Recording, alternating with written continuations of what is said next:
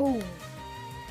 In this video, I'll be showing you how to make this thing go to this thing. So, mirror cubes, they seem very confusing, but if you know how to solve a 3x3 cube, then you're set.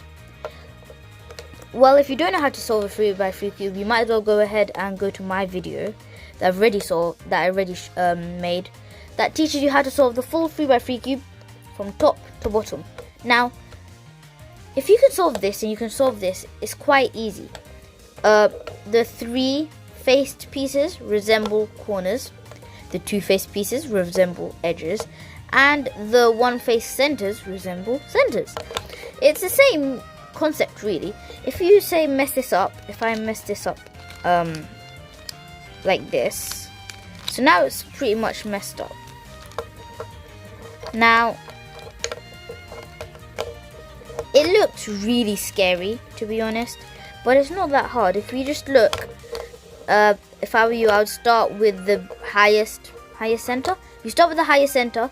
You do, unless you have like a different method to solve the cube, like you use Ru or ZZ. But if you use the beginner's method or the method that I showed you, you start with the highest center, you do the cross, you then do the corners, do your middle layer, and you orient the last layer, and then you're good to go. So, why have I made a video on mirror cubes? Well, it's just to tell everyone that it's actually not that hard to solve. I can solve one. I'm a cuber. I can solve this. So if I can solve this, the second I got this in the post, I tried to solve it, and then I realized these algorithms that you use on a cube here work on here. All you need to do is just get it set. And also remind yourself that these black faces aren't actually a face.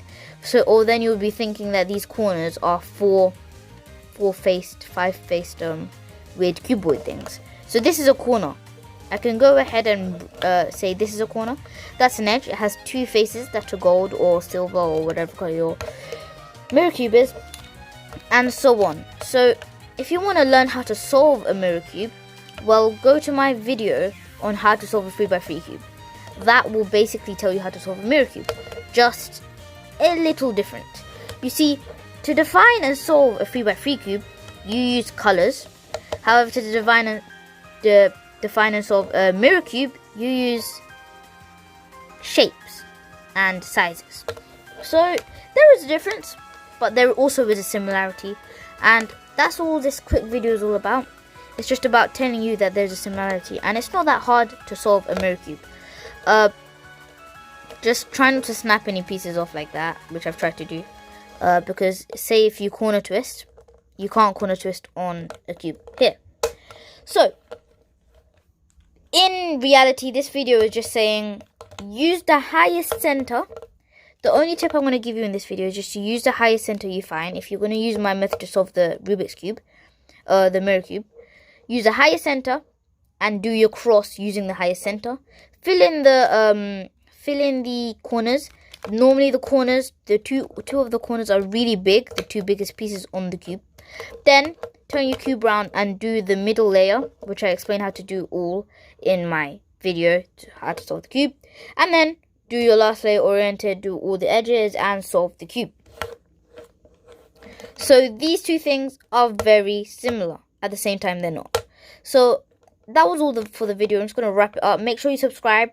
Learn how to solve the Rubik's Cube full using my other tutorial. Also, learn the notations if you're a beginner.